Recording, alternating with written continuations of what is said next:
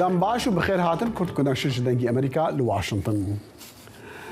سەرۆکیبەری ئەمریکا ببورن سەرۆکی ئەمریکا جۆ بایدن دوشەمبێ گوتکوی پلان هەیە بکەوە بەرێکانیەش بۆ گەڕەکە دی یا سەرۆکاتیە لە 2024 لێ هێشتا نەئامادەیە ji بۆ ڕاگەهاندنە فەرمی. بایدن ئەف ڕاگەهاندندا بەرنامەیە تودەی یا تلڤیزیۆنە NBC بەری دەستپێکردنا جەژنە ئیستر لە کۆشکە سپی هەم سەرۆک بایدن و هەم جێگرا وی کەمەلە هەرس گوتیەک و ئەو دی جارەکە دی پێکڤە بکەڤنە هەڵبژارتنان. NBC دبێژەک و مەزنە ڕاوێژکارên کۆشکاسپی لەبەرە بڕیارە داوی بدن لەسەر دەستپێکردنا کەمپێنان و هەڵبژارتنا بایدن. ژێدەرێکی ئاگەهدار گوتە NBC و بڕیارە خواژن و کاندیدکردنی هاتیەدان لێ بڕیارە ڕاگەهاندنە فەرمی هاتیە ڕاگرتن. پشتی کو سەرۆکێ بەرێ ئەمریکا دۆناڵد ترامپ ڕاستی 34 دۆز و تۆمەتان بووی لە دادگاهەکە نیویۆرکێ پارێزەرên wî دەست دایە karê berevanîkirinê. Ev yekem lêkolîne ji jimareka lêkolînan bi Trump re tên kirin ku li gora hinek şarezayan renge bibin seddemê encamên xirab li ser paşeroja wî ya siyasî. دوای ئەوەی داناڵد ترامپی سەرۆکی پێشوو لە کەیسی پێدانی پارە بۆ دەمکوتکردن هێنرایە بەردەم دادگایەک بۆ تاوتوێکردنی تۆمەتەکانی دژی ئایا ترامپ چۆن سەر و سەودا لەگەڵ بەرگریکردن لە خۆی دەکات. ئەوە شتێک نییە کە جیمز ترستی پارێزەرەکەی پەرۆشی ئاشکراکردنی بوو بێت کاتێک کەناڵی ABC لە بەرنامەی ئەم هەفتەیەدا چاوپێکەوتنی لەگەڵدا کرد، بەڵام ئەو باسی لە دۆخی گشتی دەرونی ترامپ کرد. هەر کەسێک لەلایەن لە کۆڵەروانی فیدراڵی و داواکارانی گشتی لە نیویۆرک بکرێتە ئامانج بە دڵنیاییەوە کەسەکە کەمێک دەسڵەمێتەوە و پێی وایە ئەمە هەواڵێکی ناخۆشە، ئەمە بۆ من کارێکی خراپە، بەڵام ئەوە بە خێرایی دەگۆڕێت بۆ وێنە گەورەکە و وێنە مێژوویەکە و من هاوڕام لەگەڵەوەی کە ئەمە ساتێکی خراپە بۆ ئەم وڵاتە. ترامپ ڕوبەرووی 34 تۆمەتی ساختەکردن لە تۆماری بازرگانی نیویۆرک دەبێتەوە سەبارەت بەوەی ئەو گوایە فەرمانی دابوو کە پارە بۆ دەمکوتکردن بدرێتە خانمە ئاکتەرێکی فلیمی سێکسی، ئەوەی زانیاری زیانبەخشی لەسەر ترامپ لابوو بەر لە هەڵبژاردننی سەرۆکایەتی ساڵی 2016 ئەو دانی نەنابەوەی کە تۆمەتبارە. ساختەکردن لە تۆمارەکانی بازرگانیدا تاوانێکە ئەگەر ئەوە بەشێک بێت لە پلانێکی ساختەکاری. لە هیچ شوێنێکدا لێرەدا بە دیاریکراوی نابینم کە بە تەواوی ساختەکارێکە چی بووە. کۆمەڵێک کێشەی دیکەشان کە پەیوەندیان بە یاسای بەسەرچوونەوە هەیە. شکستێنانی ئەو لە دیاریکردنی بە تەواوی ئەو تاوانەی دیکە کە ئەنجام دەدرات چی بووە. ئەمەش ئەوە دەکاتە تاوانێکی گەورە.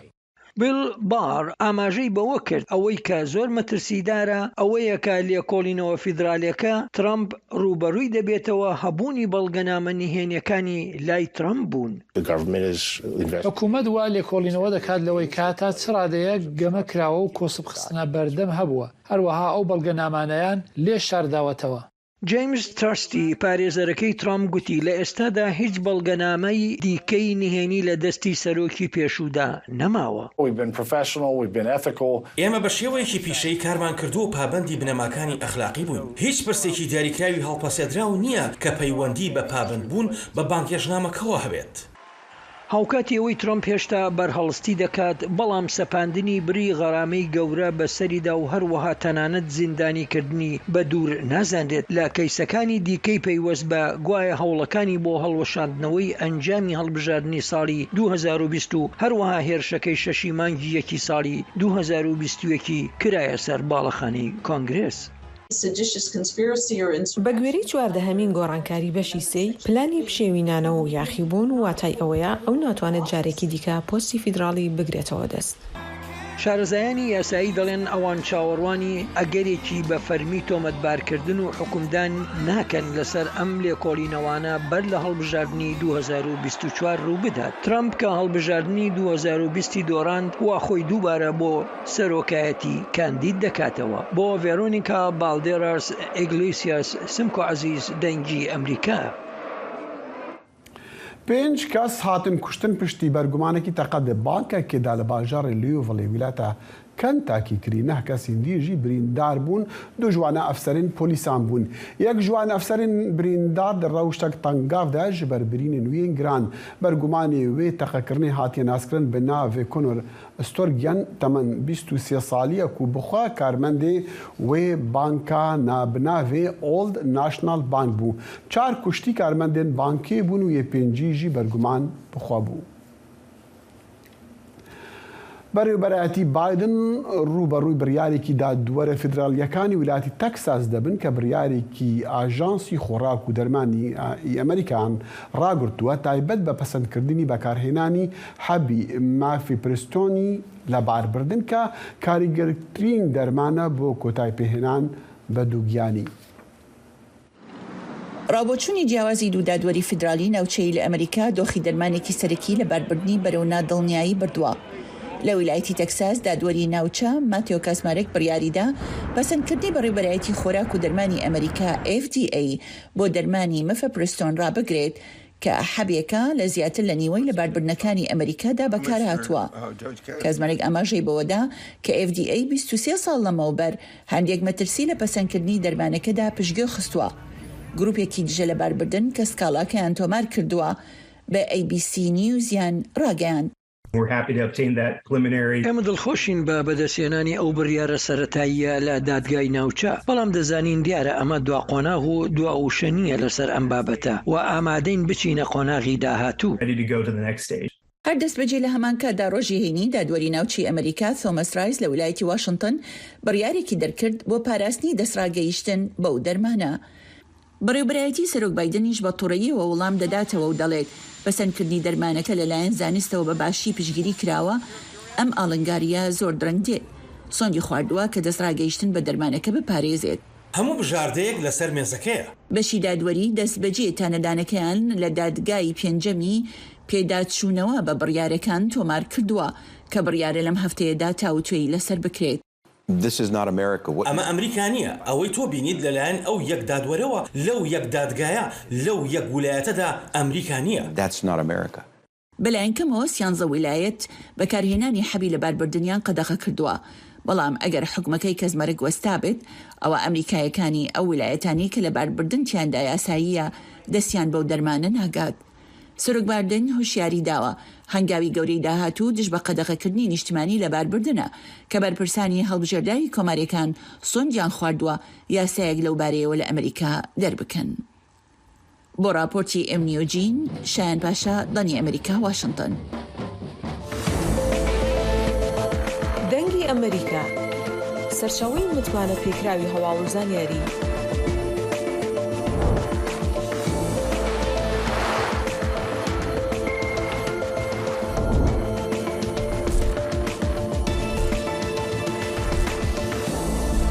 لە ماڵپەڕ و تۆڕە کۆمەڵایەتیەکانی دەنگی ئەمریکاوە ئاگاداری هەواڵ و گۆڕانکاریەکانی جیهان بە.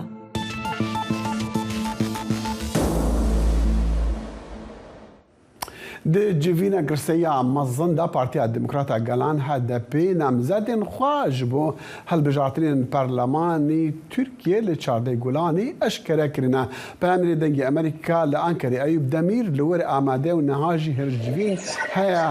ئەیوب دەم باش ژڤێ جیڤینی چ دەرکەتیە تو چیت بینی یانی ما هەندێک وێ نەدیتن و نامزەد لەوەرن تەڤایە وان و ژمارەگەلکی مەزنە. دخیل اتفاقا کدو آزادی شست نامزد خو لانکره کوم کرن انا جیو کوم ذکر راستی لفاره جی سالون دا داناسینا وان دکن یک دستی سر سبه پیشی داناسینا نامزدن جنا کرن یعنی هشته یک باجارن ترکیه دا انجی قادن هلبجارتن دا کی جانجن لکیدری بشتار دبه یک بانگی سر صحنه کرن هم دان ناسین و هم جی لبدری پیام آخوی دیار کرن. آنا جی شست پارلمنترین هدفی جنومر پیک با لبدری دا هسلوکن هدفی و دیسا بردف کن پارتیا کس یا چت دیسا لبدرینه تباهی وقتا کدودن برچه راستی رنگی کی جوشکان مزن ایرول و درکت پیش آرمان جوان اوکو و جوشاخه راگینن بیشنن قادا هلبجارتنه. ایب یعنی مزانن دیاره هدفی وقت چاوا بریاره که کو پنجی صدی جنام زدن وانا جن بن جبلی وینا جمارین دی چندن یعنی تدبیری جماره تفاعل 600 نام زدن کو هدفی لهشتیو یک ناوچیان دست نشان کرنا. بله yani parti ittifaka kedu azadiye bi tevahi HDP u partinin dibin besibane yani tغازي بيجي يعني اتفاق لشو ناس بيجم HDP ببرا دفيا بيجم اتفاق كدو azadiye فرمو بله جبوكس اتفاق için ve dere da rasti şesit parlamenter jixwe radesti lejna bilindiya hilbijartinê kiribûn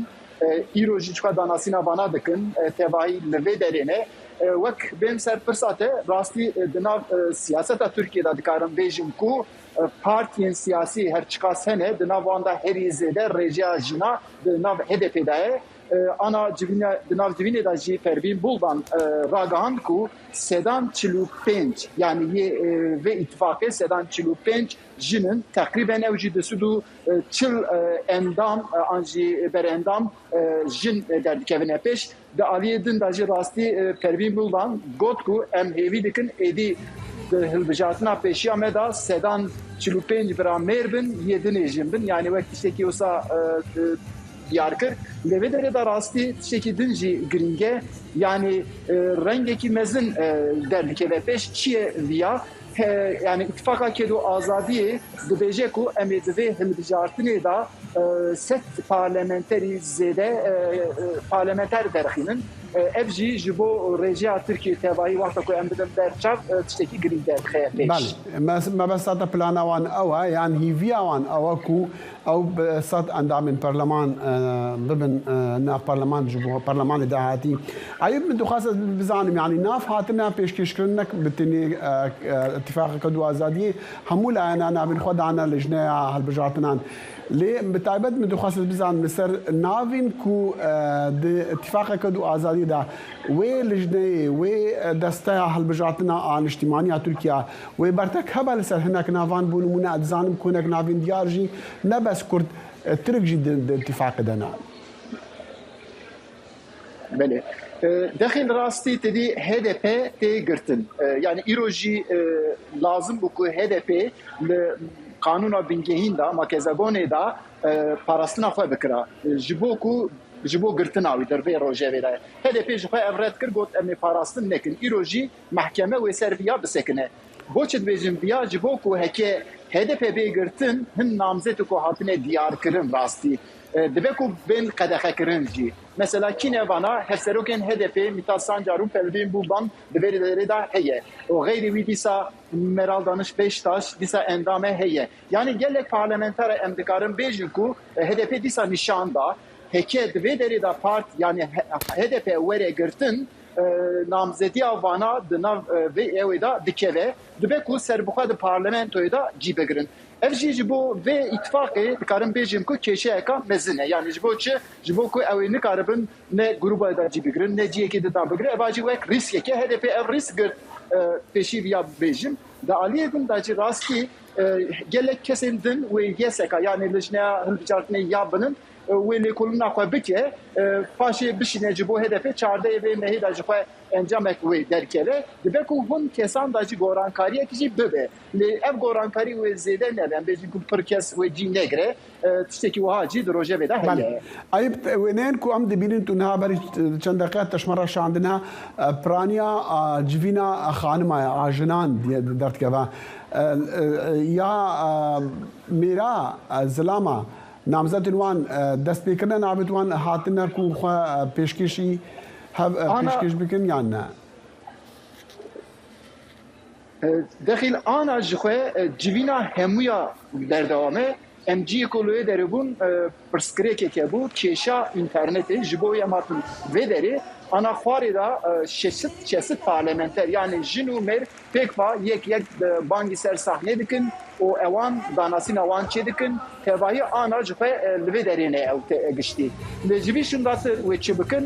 پشتی وی دری هر یک قادا وان اهل بجارتنی کی دره و بلاوی و دره بکن استراتژی که هدف یاره راستی اوا دمنبری داجی منشان دابو پلان و استراتژی وان یا تبایی یا جنا به دردا و دناب قضاء البجاتني دا ادي دركبه پیش. بله ايوب يعني ده مازاني كنا كناف انديار جينا كردن دناف لسته اتفاق ده نجبو نامزد بن يكشوانا روجنا مفاني نافدار وسياسه مدار نافدار جنگيز چانداره يعني متخاص بزانم جبو بيشوازي لوان چند تيكرن وبتايبه جي جنگيز چاندار چكو دوزك لسر هال تركيا نهافا غريا جسويدي. بله راستي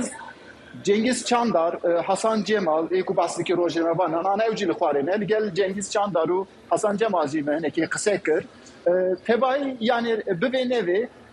ser Çandar doz heye neki sebebike ve parlamentoyu eki qadaxet bunek anjı çek derkeve bivenevi evci dibe endameki serboxe. Ve dibi wari da wet minat çeki sembolik derbike ve peşnavi van her du kesanjı hem Cengiz Çandar hem Hasan Cemal ve derida hem kesindici yani ye berida bu embecin sıra öndar bisa ve derida namzede ve İstanbul'u derkete peşin kesin dün sürpriz usa bu hedefi derkevne peş ve tebayı dikarım bejin ko hedefe strateji afa plan afa tebayı leser endam azedete leser güçlü yani amme derdine peş bu ku siyasete hedefi ne ki bir qadida berdevam dike. بله أيوب دمير بأمر دنجي أمريكا لأنكر راسخ بمرة بقول كي سباس أيوب پارتیا دموکرات گلان هدپی دادگاه کودی بریار لسر گرتناوی هات بعدان اما دن نبو لی پرسیار اوا اگر دادگاه بریار گرتناوی بدل دمکیدی دی چه کاریگری هبا لسر آماده کارین هدپی جبو هالبجاتنان هفکار ازلم یاساک بمرایان هالستودی ازلم چی جوی دادگاه درکت یا ایرو؟ Bereci dadgeh derket ku dadgeh vekşandına HDP ku gotubu de 6 Nisan'da emi parasına xuna devkin nekin vek befermi tomar kır u biryara heri dawin dos şant raportor ya ji pspori taybet ye dadgehe evti vate daxil evti vate ya ku evi bo تل بنده یکو بومه که اف پسپور لسر و دوزی و دوسیای بخبته پاشه پیشنیا رخونه هری داوی جلیجنه دادگه هره بکه درباره بریاره هری داوی ده و لبنده یکو در ناوا مهه که ده اف دادگه جارکتن روزه کی دیار بکه و بریاره خونه هری داوی یا سرگرتنا HDP نشان بکه دست نشان بکه و دیار بکه. بله بریم بحثی گرتناوی و کانی برنامه و چابه و چی گورینان بکه مدخواست برسم برتک حبون جبو مثلا دادگه کرنی ایرو درکتنه یا نه؟ بله گلک دمکو هم سازین مافان یا ناو نتویی یک وک امنستی اینترنشنل هومن رایتس واچ و کنسیا اوروپا پسیا پارتین چپ و سوسیال دموکراتیین لا اوروپا گلک داخویانیان و کمپانی یک مشاندبون ایرو دماکو دست به برنامه کر بریاد من به هفسر الیکاری هفسرو که HDP هیچیر اسویرا پیوی کجا تکلین در و برپرسه لگور راگاهندناوی لجه اوروپا گلک دلگاسیون و شانده نهال انقرینه هم جبو پیشوانیا به HDP ره و هم جی شوپاندنا دوزه لی هر وها ساعتك بري دست بكرنا دوزي داخل امنستي انترناشنال جي داخوياني اكتا و بانك لكاربدستن حكومتها تركيا كركو اف بمفكرنك جلك جرينج يا برپرسياريا devleta Türkiye'ye u bimpekrina azadi krina rexistineye u ev doz u ev do pevajoya ve doze de mudes vere seknandın. بله أصلا متزانن يعني هذا بريادة كل جير نافك اتفاق كدي بكفه هالبجاتنا اللي أجر هاتو بشتيمها هكذا وقت قوتي دادجه بريادة داوي ده لسر قرتناوي ويه چندي كاريجرية بكسر برنامج وان برنامج نامزتين وان كودجير اتفاق كدين دنا برتكن جل جرين دقادة نوارين جودادا اوی بکه براستی داخل لگور شوپاندنامه و لگور شیروه کاران جبرکو آیکی دوزه ده با 451 سیاستوان HDP کو هنگ جوان لسرگنه نه هنگ لوان دادگه هدنه هنگ نهانجی هم پارلمنترن و حفده جوانجی ده لیسته نامزتان ده آنها هاتنه دست نشان کردن.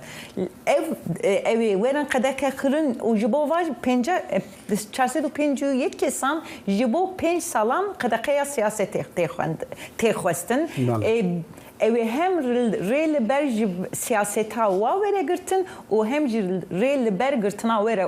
وره وکرن کو اوی جبو سیاست ها HDP خطری یک گرینگه. بله خاطر یک مزنه اصلا قلت سپاس اسپاس امی في برسنت تمام بشو بینن بله راستان بله امی هر نابراکی دیسان وگرن جمع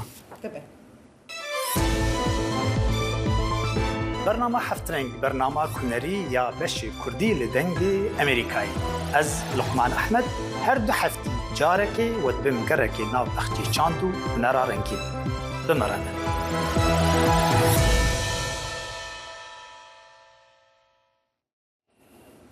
قوبا طالبانی جێگیری سەرۆک وەزیرانی هەرێمی کوردستان عێراق لە بەغدایە و لەگەڵ بەرپرسانی عێراق کۆ دەبێتەوە بۆ تاوتوێکردنی هێرشی درۆنێک بۆ سەر فڕۆکخانەی سلێمانی. طالبانی بە هیوای چ بەڵێنێکی بەغدایە پەیامەری دەنگی ئەمریکا دڵشاد ئەنوەر ڕاستەوخوا لەگەڵماندایە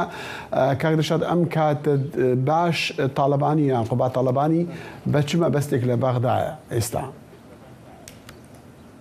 دەخیل دیارە قوبا تاالبانی لە دوێنێەوە لە بەغدایە بۆ کۆمەڵێک دۆسیەی جۆرا و جۆر کە سەررجەم دۆسیەکان تایبەتە بە پارێزگای سلێمانی و با بڵێن یەکێتی نیشتیمانی کوردستانەوە یەکێک لەو دۆسیانی کە قوبا تاالبانی بۆ چووە مەسلەی داخستنی فڕۆکەخانەی سلێمانی و ئەو هێرشەیە کە بەم دوایانە کرا سەر فڕۆکەخانەی سلێمانی ئەگەرچی من محاولاتێکی زۆرم کرد بۆەوەی کە دڵنیا بمەوە لەوەی کە ئایا قوبا تاالبانی بەرپرسانی هەواڵگیری تورکیا بینیوە یاخودنە هەندێک لەسەر چاوەکان ئاماژیان بەوە کرد بەڵێ قوبا تاالبانی بەرپرسانی تورکیا بینی و هەندێکی تریان ئەمەیان ڕەتە کردەوە پێیان وا بوو کە قوبا تاالبانی دەیەوێت لە ڕێگەی عێراقەوە ئەم پرسە حەل بکات بۆ پێی کە هەرێمی کوردستان و پارێزگای سلێمانی بەشێکە لە عێراق و من ئەمەوێ ئاماژە بۆ بکەم یەکێکی تر لەو دۆسیانەی کە قوبا تاالبانی بۆ چووە بۆ چێکردنەوەی هاوپەیمانێتەکانە لەگەڵ چوارچەوەی هەماهەنگی بە تایبەتی ئێستا لە نێو چوارچەوەی هەماهەنگیە خلافێک لە نێوان قەیس خزعالی و نووری مالیکیا دروست بووە و خاڵێکی تریش پەیوەندیدارە بە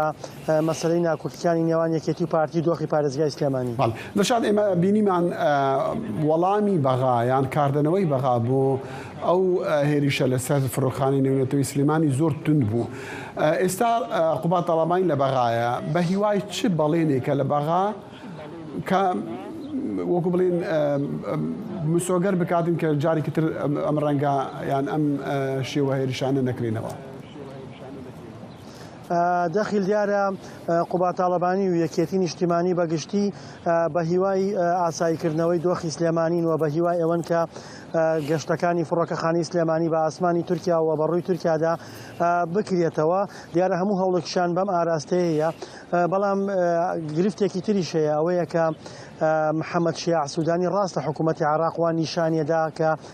هەڵوێستەکانی توندە بەرامبەر بە تورکیا بەڵام وەکەوەی کە ئێستا من کەمێک لەمەوبەر لەگەڵ بەرپرسێکی باڵی عێراق قسەم کرد ئەوان بە گومانن بەرامبەر بە خودی سوودانیش وە پێیان وایە کە ڕێکەوتنێکی کۆنکریتی لەگەڵ تورکیا ئەنجام داوە سەبارەت بە مەسەلەی پەکەکە سەبارەت بە شنگال سەبارەت بە زۆر دۆسیەیتر و ئەوان پێیان وایە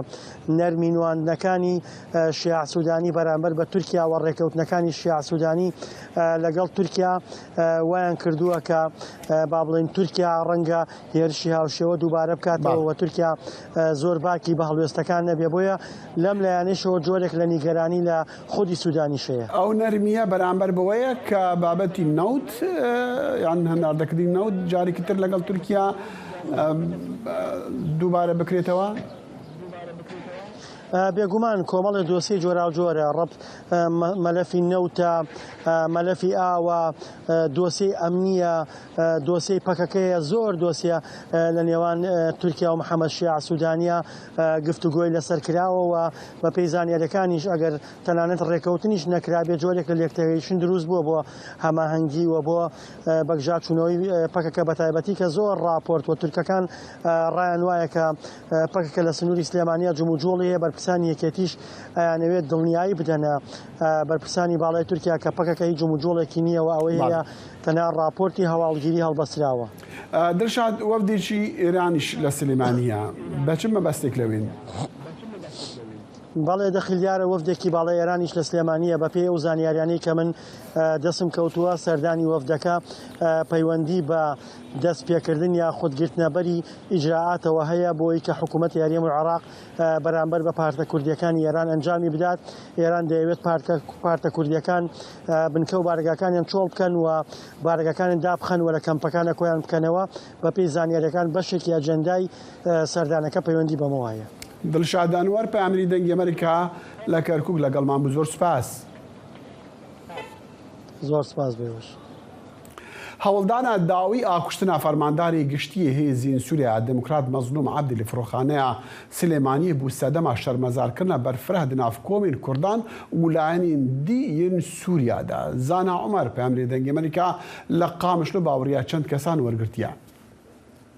کوردên Sûriyê bi tundî êrîşa Tirkiye li ser balafirgeha bajarê Silêmaniyê li Herêma Kurdistana Iraqê şermezar dikin. Ew êrîş got di heftê mehê de pêk hat got bi dirûnekê hewla armanjkirina fermandarê Hesedê Mezlûm Ebdê kirin. Siyasetmedarên Kurd diyar dikin got ev êrîş ne tenê li dijî rayedarekî an aliyekî Kurda ye. Êrîşa Tirkiye hemû Kurdan dike armanc. خۆردکردنê gelan û êdir ji avada jiyan dike çil başûr dibe çil vir dibe li hember vê êrişê Rayedarên Kurd destnîşan dikin got Tirkiye hewl dide nakûkiyan di nava aliyên siyasî de yên Kurdî zêde bike û Kurdan li dijî hev bikar bîne. Di demekê de got Tirkiye ber bi hilbijartina ve diçe. Pir nama li piş wê êrişê hene. Dewleta Tirk dixwaze nama ji hêzên dewelî re jî rêke. هێزên ئەقلیمی را û serî de ji hêzên Kurdî ra. Yani êrişekî ser Kurda tevahî ye. Li aliyekî din helwesta kolana Kurdî derbarê êrîşa li ser balafirgeha navdewletiya Silêmaniyê li Herêma Kurdistana Iraqê ji helwesta siyasetmedarên Kurd tûndir bû. Kurdên Qamişlo tekez dikin li ser girîngiya hevgirtin û yekrêziya siyasî ya Kurdan got tenê bi vî şêwazî Kurd dikarin rê li ber destwerdana Tirkiye bigirin. Tirkiye هدفها كردن الحردري حرشة بارتي كردستاني الهوليري السليمانية القامشلو الكوباني التركي بخا كاربي تخسير ناكي جبر دجمني كالان نابن دوستي العمر شيء كرد دكهين هفدول هقل سليمانية بهقل روج آفا بهقل أقل كويدري بالدنيا بجهان هفدو ترك دجي ويكبونا كرداي وأم بهفين إنه كرد فيتشي كأخواناس بك إنه ببنيك ببندستك Partiyên siyasî yên girêdayî rêveberiya Xweser ji roja heştê mehê êrîşa Tirkiye li ser balafirgeha Silêmaniyê şermezar kirin û diyar kirin got ev kiriyar binpêkirina serweriya dewletan heye. Her wiha fermandarê giştî yê hêzên Sûriya Demokratîk Mezlûm Ebdê got di roja êrîşê de li Silêmaniyê bû êrîş şermezar kir û tekez kir got ew êrîşa Tirkiye rê li ber têkiliyê wan û Silêmaniyê nagire û ew şerê hevbeş li dijî terorê berdewam bike. Zana Umer dengê Amerîka Qamişlo. وەزیرێن دەرڤای تورکیا دوشەمبێ ڕاگەهاند و ڕەنگە لە دەستپێکە مەها 5 گوڵانی وەزیرên دەرڤە یەن تورکیا، رووسیا، ئیران و سووریا جivîneka rawîşkarî encam bidin. Ev di çarçovê hewlên Rûsyadaya ji bo alîkariya lêknêzîkirina hikûmetên Tirkiya û Sûriya. Tirkiya endama hevpeymaniya NATO ji demê şerê navxweyê Sûriya berî 12 salan berdewam piştevaniya serekeya rekaberiya siyasî û çekdariya li dijî بەشار الأسد سەرۆکەی سووریا دکا. هەروەسا هێزین خوا ڕەوانەی هەرێمên باکووری وی وڵاتی کرێنە. زایڵی داهێنان بەرنامەیەکی فەرهەنگی و هونەری بەشی کوردی دەنگی ئەمریکا. من ئاسۆ جەبار لە واشنگتن دیسیەوە هەردوو هەفتە جارێ دەبمە میوانی ماڵەکانتە لەگەڵمان.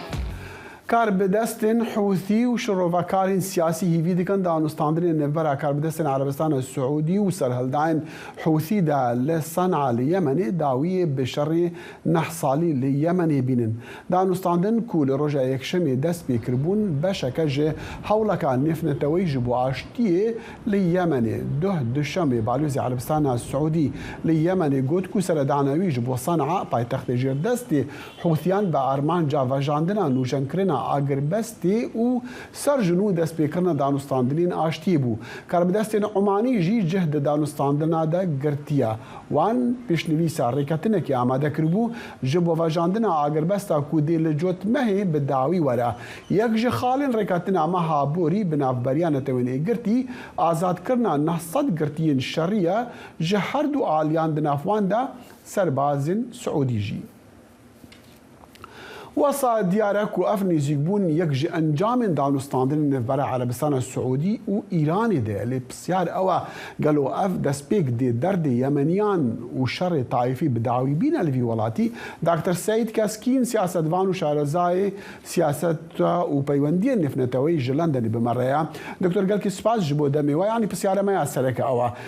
هيفي هيك وأف دانوستاندن بجهن أنجامكي باش وشر بدعوي بينا بله افدم همی دمی و باش گلک سپاس بو میوانداری و وکی دیار اف ناوبینکاریه ده نابینا اوتسیا و دولتا دریا یمنی و یانها یمنی دیگهجا و انجامه که مروف دبینه کیه و ناوبینکاریه دیگه لما پیش تا مدید دولتی یگرتی امریکا با آوایکی گلکی به حزب پشتیبانیا سعودی و دکر که هریشن هوایی دکرن لسر قدسیه لیبلی نگیش نتو انجامه سالا پر دولت یگرتی امریکا پشتیبانیا خواج سعودی کشان لیبلی لبه داره دا ام دبینن چین وکی زلهزکا جهانی کتیه ناورا هزن لیمنی دابانا بنا جمهب اوه ده انجاما هنده دانه که سعودی عربستانی و ایرانی بنا لسر یک مزاکا مذاکره وانا بنا جمهب و پرسکره که یمنی تیدا چرسر بکن لیبلی اوه نهیده وی معنی که لی پرسکره که گلین یمنی لسر وی مزه بیدا چرسر دكتور سعيد يعني ام زانن يعني او برنفيسا اغربستي واريكتني هنا خالتي دانكو اعطانها ام بي حسيان او اكو عربستان السعودي دخازا حوثي دي ريشيان نكنسر جن عربستان السعودي بتاع بتجي بدرونان يج تشتينيجي كو اغربستا ششمهان ورا راغهاندن وكي قوناغا يكي وقوناغا فاغو هاستني بو اشتيا داوي دو صالن اكيد كار بشتاز بكو اف اغربست وبردوام با نتويني قرتي تدبيجي نها امريكا وحتى راديكي خواج في برسيكشان ديونها السعودي وايران بتر يعني سر برشتيا وان دانستان دنادكن بله وقتی که ام جیوپولیتیک و جیوستراتژیک هرما روزلات ناوین دبینن ام دبینن که روسیا د شرکی دانه و اوکراینایی ل اروپایی دان و هر وسط دخازه به زودترین دم شر سوریه بفلته ایران جبر خاطری کو دست بیکان بهار عربی دا شر لتونس للیبیا لمصر انجامین ویا هاتن جیشنن سوریه و یمنی ایران نهلا انجامین بهار عربیه کل تونس للیبیا لمصر بیک هاتن اف انجامانا لسوریه و یمنی داجی بیک وارن ایران نهیدت ایران وکی بندکی سچنی پیشیاوانا نهلا رژیم سوریه دا بکوه هر وسا لیمنی جی صنع پایتخت عالی یا حتی داگیر کنی ام دکان ویا بیشن لبرادا یعنی إيران بشي تا سكنية ناهلتن لبلي اف احتمال بيان مينكم بس تشتكيديها يا دكتور سعيد اشتكدينها يا عم زانن قال لك لا انا بجدادي في شرين الشر في كل اليمن دي نبتني اليمن دي العراق دا لبنان دا سوريا دا يعني قال لك لا عنها من دخاس وين بيجمكم ام دزعن كو ايروجي وزير درفا ان ايران وعلى بسنا السعودي راغ عندنا كو بالوس خان قفكن يعني بالوزن قا ليك بوغارن دماكو اوفيسين دبلوماسي ورن ذكرن لي وكمل دسبيكي جيغوت يعني اف مساله دانستاندرين اشتي دسبيكر نوان د يمن دا انجام کی راستخوین دانستاندن ایران و عربستان السعودی اگر او پیوندی او دانستاندن خوردبندنی براوان دولاتن هرمی دا کو هر دو انجی کاریگریا یکل سر یمنیان هيا چه حوثیان چه حکومت یمنی نابه صدمه هندی کو او جی افغانستان پیش بکوون و بگهن انجامن باش بله د عالیه کی دا مرو کاره بشه بله دیو بگیشت انجام باش لی بله لوری دا شرکی جیو استراتژیک جیو پولیتیک يعني چین دخوازه وکی يعني امریکا با اوه کی دست خو هنه کی سست کریه لکه شام پرسگری کن روزنات ناوی لعالیه دنی در روسیا شرکی دا مجوله چین دخوازه وگاوه نفوذ اخوان لروزنات ناوی دا اگبکه لیبلی سعودی عربستان سرکشیا سنیان دیگه ایران سرکشیا شیعیان دیگه و اونا هر دو لنوا یمنی دا برجواندی سعودی و ایرانی گرنگ دبن برجواندی گلین بلنگاز بد هایبتی باشور یمنی دا نه پاراستن لبر خاطر و احتمالک هیا اگر دستلاتی بکویته دستین گلین یمنی ممکنه پچکی نرماتی چه به لیبلی بدمگا کرتا مروف هنده به هیوی نینکو بگیجنه انجامه زود شبر کود شرکی جیو استراتژیک و جیو پولیتیک دنابین ایرانی و سعودی عربستان هالبته جي بپشتوانی اوان شرن بوکاله جي لگلک جانتين كلو بردوام جي مدخاس از بزانم اگر هاتو هيفي هيام هيفي دكن كو او شر اليمن جي نبينا تشكم بزانم خلق يمني قالك حجاره وتدي علي كارين مروفاني قال كي ناغان وان جبر شرا روشوانا ابري قال كي خرابه حرتش الور تيك شويه لما دخاس از بزانم يعني اگر هاتو اف دانستان دن بلا حوثي ويمنيان دا سر بگرن چه جشارين دين بو وكالة لهريمي در رزي دايا كو إيران و عربستان السعودي آلي كاربن كو أو شرنمينن؟ اي والله وكي ديار دي رزي دا كي در هابيتن دي رزي دا دي سوريا هابيت دي رزي دا شرد نابينا لسوريا دا هاتية انجام دان دي اوه هبه و پاشيكا دي رزي دا بحرين هبه رزي دا دي دست کشاندنا ایران جباکور سعودی عربستان کو چون گلکی به باورمندیا شعبونه هنن دستا جوی بکشنه و هر وصا ممکنه يعني لبن هرن چاره سریک ل سوریه دا لبلاب چاره سری نه تا و واتهی کو د آرمانجا گلن ل سوریه دانن ان لگل یمن دا و بهتا برچاف کرن د آرمانجا دولتا بهتا برچاف کرن جبر خاطر کو اوا شر منفعاتی شر انترست يعني شر باور دستلاتاریه و شر هندنینه کو برجواندیا گلان بهتا پاراستن جبر کو وكي مروف دبيناكو نتهوين يقرتجي شرو لك وصل سراكي نيناكو دما سعودي عربستان وإيران دناوا بكيش ما كيشي وكبر كي داول بل نتهوين يقرتي نكارا مثلا شر اليمني دا رول هذا أقدني برا إيران وعربستان وسعودي نبا دا شر لان يمني دا رول هذا اگر نابينا اف انجام اف شر هيجي انجام كبركي والركبريه نابينا ایرانی و سعودی عربستان نداره اگر اوان نبیا او اگر اونا دست خو نکر بیا نافتا افشراجی هنده رو ندادن یعنی تبری خوب بده وکی علی عبدالله صالح چاوا دست کارکشان و هادی چاوا هات سرکاری بوتیا چاوا سرکاری یعنی افتشان همو لبر چاونیا بله دکتر سعید کسکین سیاستوان و شارزای سیاست و پیوندین نفنتوی جلندنی به مرابو گل که سپاس گلک سپاس تمام بینخوش دوای دزەکردنی بەڵگەنامە هەواڵگیریە زۆر هەستیارەکان پێنتاگۆن هەڵسەنگاندن بۆ زیانەکان دەکاتن. لە لایەکی ترەوە وەزارەتی داد لێکۆڵینەوەیەکی تاوانکاری بۆ ئەم دزە پێکردنە دەستی پێکردووە. شارەزایان دەڵێن نیگەرانی گەورە ئەوەیە هاوپەیمانەکانی ئەمریکا وەک ئوکرانیا بۆ نمونە ڕەنگە ئێستا دوو جار بیر بکەنەوە پێش ئەوەی جارێکی دیکە نهێنیەکانیان لەگەڵ ئەمریکادا هاوبەش بکەن. وەزارەتی دادوەری ویلایەتە یەکگرتووەکانی ئەمریکا لە کۆشی ئەوەدایە سەرچاوەی دزەکردنی بەڵگەنامەکان بدۆزێتەوە کە پێدەچێت دزەپێکردنیشی گەورەی بەڵگەنامەکانی هەواڵگیری ئەمریکا ڕوویدابێت.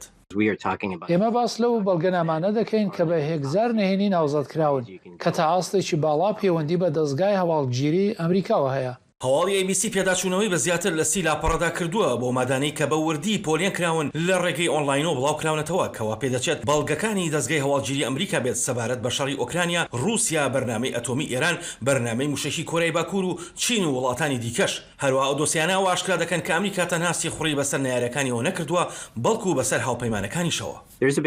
ئەگەری زیانگەاندن بە پەیوەندی لەگەڵ هەندێک لە هاوپەیمانەکانمانەوە هەیە چونکە دەکرا هەندێک لەم زانیاریانە کۆ بکرێنەوە ئەگەر ئەمریکا سیخۆڕی بەسەر سەرکردە باڵەکاندا بکردایە. ئەم سەردێڕە لە واشنگتن پۆست دەڵێت فایلەکان وردەکاریەکان سەبارەت بەوەی ساڵی ڕابردوو فڕۆکەیەکی سیخوڕی بەریتانی لە نزیک ئۆکرانیاوە بووە. کاتێک ئەمە لەناو ڕۆژنامەیەکیان پەخشی تەلەڤیزیۆنیەوە بڵاو دەبێتەوە ئاساییە، بەڵام گەیشتە ئاستێک کە ئەم شتانە لە ڕێی تەلەگرام و تویتەرەوە بڵاو کراونەتەوە.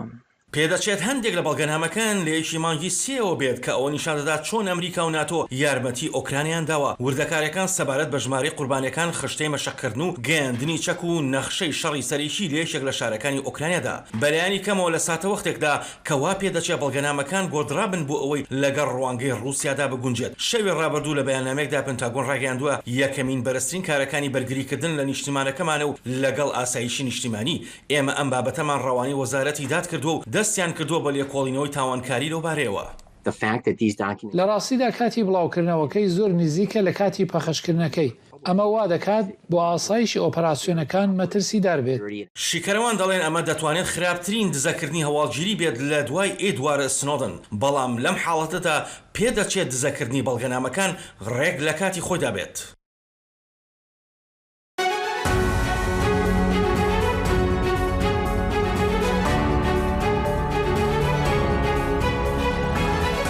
واشنگتن بەنامەیەکی هەفتانەیە لە بەشی کوردی دەنگی ئەمریکاوە ئامادە و پێشکەش دەکرێت. من بەڵێن ساڵح هەموو ڕۆژانێکی هەینی لەگەڵ پسپۆڕاندا تاوتوێی گەرموگورترین بابەتی ڕۆژ دەکەین لە پەیوەندی بە سیاسەتی دەرەوەی ئەمریکاوە. لەگەڵمان بن.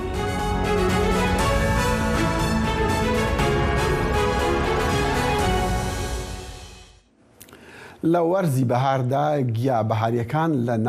لە ناوچەی هەورەمان بازارێکی گەرمیان هەیە و هاوڵاتیان لە پارێزگاکانی دیکەی هەرێمی کوردستان بۆ کڕینی ئەم گیا بەهاریانە دێنە هەورامان کە لە شاخە بەرزەکانی هەورەمان کۆ دەکرێنەوە. پامری دەنگی ئەمریکا فەرحان هەورامان دەمانباتە یەکێک لەو بازارانە. بازاڕی گیاباریەکانە لە ناوچەی هەورامان. چەندین جۆرگیا لەلایەن فرۆشیارەکانەوە لەم وەرزەدا لەم بازاڕە نمایش دەکرێن. بەنامانەیە، سڵمانەیە، ڕژەمانەیە، قاچکمانەیە دوونەوە، ئینی لۆ ئینی گیایشمانەیە، ئەو ئەوانە گەلاخەمانەیە، بەڕەزامانەیە، ڕووسخەمانەیە. هاوڵاتیان جگە لە پارێزگای هەڵەبجە و ناوچەی هەورامان لە پارێزگاکانی سلێمانی و هەولێرەوە بۆ کڕینی ئەم گیابەهاریانە ڕوو لە ناوچەی هەورامان دەکەن. من زیاتر حەزم لە تۆڵاکەیە لە بەڕەزامە ئەمساڵ لە هەموو تەمەنمان ساڵ یەکەم جارمە بەڕەزام خواردووە. بەڕاستی ئەم شارە شاری گەشتیارە زۆر خەڵک ڕوویتی یەکە کە گەشتیاری ئەم شارەوە چای بەش لێ دەکەوێت پێی خۆشە بیکرێت و حەزی لێ دەکات. بەشێک لە وڵاتیان لەم وەرزەدا ڕوو لە شاخەکان دەکەن بۆ کۆکردنەوەی گیاباریەکان و خۆیان دەڵێن بەهارەکەی تەڕ بووە و گیای باشیشی هەیە. خەڵک زۆر سەردانی ناو شارەکانی هەورامانەکە ناو ناحیەکانی هەورامانەکە بۆ کڕینی ئەم جۆرە گیایانە. جا خاستە ئەم گیایانە زۆربەی زۆری لە ناوچەی هەورامان زۆر بەردەستە لە بەهارانە. ماشەڵا بە بۆنەی ئەوەی کە ناوچەی شاخاوی زۆرە لەم جیانەی زۆرە وڵا هەر وەجبێ و کاتێ نملا هەن پارشە نملو هەن سعات شو بەیانی ملو ئانش کە واسمی کوێ ناڕەحەتی بەکوێ بۆەوەی کە ڕەمەزانە دمانی مەڕۆ نملا بلا پەی گەری چوار گیوا و ئیسا یاوان پەنێ ڕوسقەما هەن گیلاخەما هەن تەنی پسڵی سپۆڕێکی خۆراک ئاماژە بۆ دەدات گیاباریەکان لە ڕووی ڤیتامین و پێگاتەکانیانەوە سوودێکی زۆر بە جەستەی مرۆڤ دەگەیەنن. کۆمەڵی کانزاگەلی لە نمونەی زینک و مەگنیسیۆم و خۆراکیەکان ڤایتامین دی و تا دوایی چونکە ئەم مادانە بەڕاستی کە لە گژوگیان هەمووی مادەی زیندەخۆرین مادەی مەوادی کیمیاییین بە پرۆسێسی کوڵاندن و ئەوانە نەڕۆشن هەتاوەکو ئینسان لەگەڵ زیندووە ئەم مادانە بەکاربێنێ و کاتە کۆمەڵی مادە و بەهای کانزاگەلی ماتریاڵی باشی دەست دەکەوێت کە ڕاستەوانە ئەگونجێ لەگەڵ فەسلەجە و بایۆلۆجێتی جسمی ئەو کاتە بێتە خاوەن یادگەیەکی باش تەرکیزی باش دەبێت. ساڵانە و لە مانگی سێ تا کۆتایی مانگی چوار لە ناوچەی هەورامان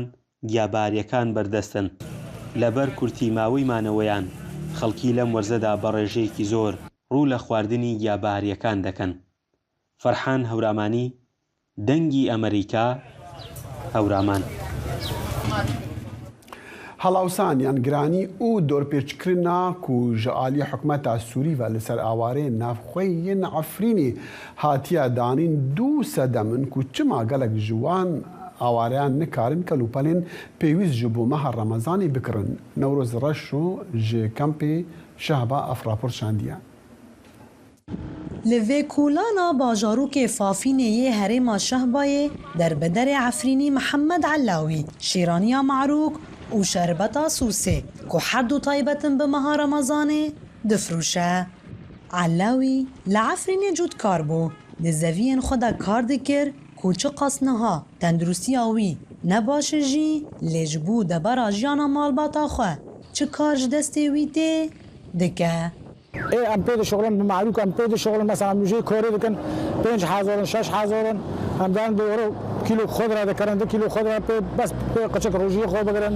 لا بنەیە تۆزانە شتە تشتی ئاوێ تشتی ڕۆژی دیگارەکان مۆڵ و ئەم نەگۆن تشتکی بکەنەوە تشتم دازمادار ناتیان بکەن هاروار کۆرێمە 5 حازۆر وەراکەن تقریبا نیرو ئیکەندەدا تێ هاتۆ پێشیڤۆ هاتوادارە مۆڵی خۆ Ji bo derbiderên Efrînî barê jiyanê di meha Remezanê da hîn girantir dibe. Ne ku tenê bihabûne, lê derfetên kar sînûrdarin û dahat jî pir hin dike. Zeynep dibêje ku sifreya rojiyê berê bi xwarinên cuda dixemilî, lê ew niha tenê kelûpelên sereke dikirin. Vê rojino Remezanino mero tişta erzan dike wan li ser me biho kirine. Yani em ki goş bikarin wala em nikom bikarin. Goştî pêz kûk em nikon lê binarin. Î faruca dîsa em nikon bikarin. Yani bo baxtenîz bî hezar wara û maaş tune hindike têrê manokê para kûk têrê manokin. Yani qeçkî me çûçik heye em nikonin îdare kin. Yani em rojiye vê rojiyê mero tişta erzan dike lê biho dike. Firûşkar ji aliyê xwe va bihabûnê ve digerînin dûrpêça rejîma Sûrî li ser herêmê ku ji payîza çûyî de berdewam e. Ku lêçûna ve guhestinê û bacarê bendên rejîmê nirxê her tiştekî bilind kiriye. Lûma dahat têra xerca pêwîst di meha Remezanê de nake. Berê doxam li mentîqê yek dihot bozorê meselan heftê heta heftê pênsî têrê dikir. Êniha wejbê mehê rojiyê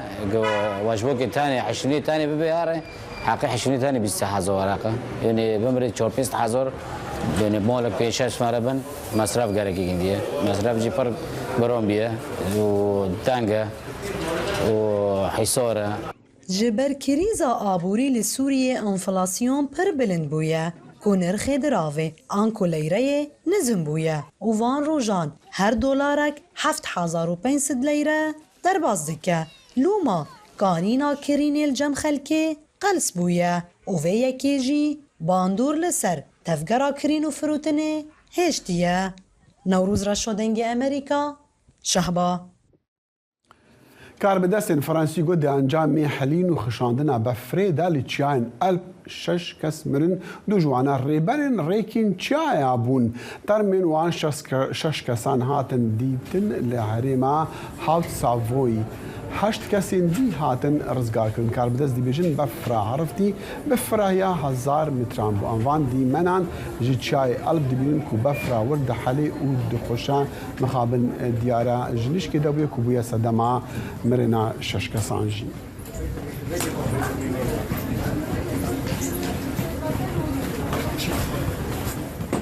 بهیویا دمن خوش صباحی جی مجوانه دیگر و برنامه که دیا کرد کنکشن هتاوی دمی هر شاد و بختور بنو خدا حافظ.